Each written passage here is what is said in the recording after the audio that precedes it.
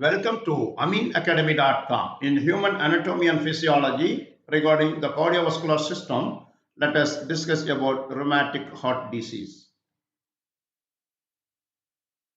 Rheumatic fever is an inflammatory illness that sometimes follow streptococcal throat infections, most commonly in children and young adults. It is a anti-immune disorder. The antibodies produced to combat the original infection damage connective tissues, including the heart, joints, and skin.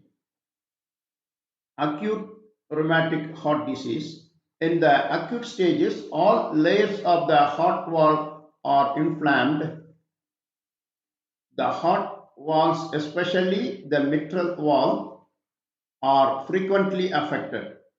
Fibrotic nodules develop on their cusps, which shrink as they age, distorting the cusps and causing stenosis and incompetence of the valve. Chronic rheumatic heart disease, inflamed tissues becomes fibrous at its heels, and these fibrous tissues interferes with the action of the myocardium and the heart valves. Infective endocarditis. Pathogenic organisms, usually bacteria or fungi in the blood, may colonize any part of the endocardium, but the most common sites are on or near to the heart walls and around the margins of congenital heart defects.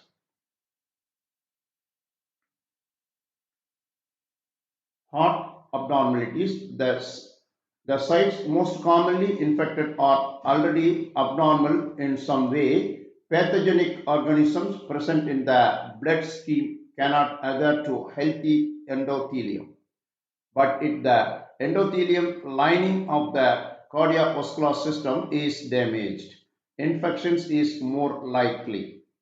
Cardiac arrhythmias. The heart rate is normally determined by intrinsic impulses generated in the SCA node. Next one, asystole. What is asystole? This occurs when there is no electrical activities in the ventricles and therefore no cardiac output. The ECG shows the flat lines.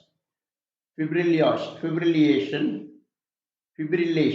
This is the contraction of the cardiac muscles fibers in a disorderly sequence. The chambers do not contract as a coordinated unit and the pumping action is disrupted. Next, heart block. The heart block occurs when normal impulse transmission is blocked or impaired. The common form involves obstructions of impulse transmission through AV nodes, but less commonly conducting tissues in the atria or ventricles can also be affected. Now let us discuss further about rheumatic heart diseases.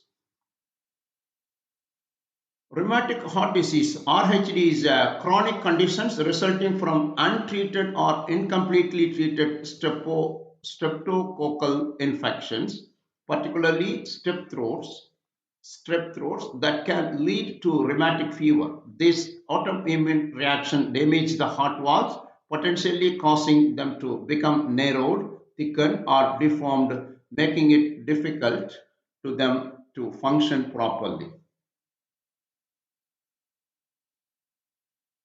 Untreated strep throat or scarlet fever. A group A streptococcus bacteria infections, if left untreated, can lead to rheumatic fever. What is rheumatic fever? All autoimmune reaction to the streptococcal infections damages the heart valves. Initial symptoms of the rheumatic fever, joint pain and swelling, skin rash, and sometimes brain related symptoms. Later symptoms of RHD, chest pain, shortness of breath, fatigue, palpitations, and swelling in the legs. Stenosis, narrowing of the valve, preventing proper blood flow. Regurgitation, leaky valve, allowing blood to flow backward.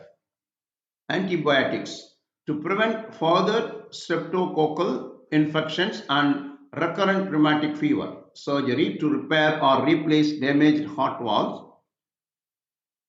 Some complications, the heart failure. If the heart valves are severely damaged, heart failure will happen. Infections, endocarditis, infections of the inner lining of the heart, increased risk of heart complications during pregnancy. Women with RHD should discuss their conditions with their health care provider. Prompt treatment to strep throat with the antibiotics can prevent rheumatic fever and RHD. Addressing poverty and improving living conditions can help reduce to spread of streptococcal infections. Next, cardiac arrhythmias. Cardiac arrhythmias are irregularities in the heartbeat. There the heart beats too fast, too slow, or with the irregular rhythms. They can be caused by problems with the electrical signals that control the heart's rhythm. Symptoms can include dizziness, fainting, or feeling of a skipped heartbeat. Asystole. What is asystole? Asystole is when your heart's electrical system fails, causing your heart to stop pumping. This is also known as flatline or flatlining because it causes your heart electrical activities to look like a flat line on an electrocardiogram without immediate CPR or medical cause care. These conditions are deadly within minutes. Next one, fibrillation. Fibrillation is a medical term describing the rapid, irregular, and unsynchronized contraction of muscle fiber. It can occur in different parts of the body, including the heart, that is atrial or ventricular fibrillation, and the skeletal muscles. Heart block. Heart block is a condition where there is a problem with the electrical signal in abnormalities that control your heart's rhythm, causing it to beat too slowly or irregularly. This happens when electrical signals between the heart's upper and lower chambers are blocked or delayed. Next one, congenital abnormalities. Congenital heart defects are structural abnormalities of the heart that are present at birth. This can be ranged from simple defects like a hole in the heart wall, that is atrial or ventricular septal defects, to complex conditions like tetralogy of Fallot, which can be life-threatening. Congenital heart defects are the most common type of the birth defect, affecting about 1 to 100 births. So far, we discussed about rheumatic heart diseases. We have done. Please subscribe our YouTube channel.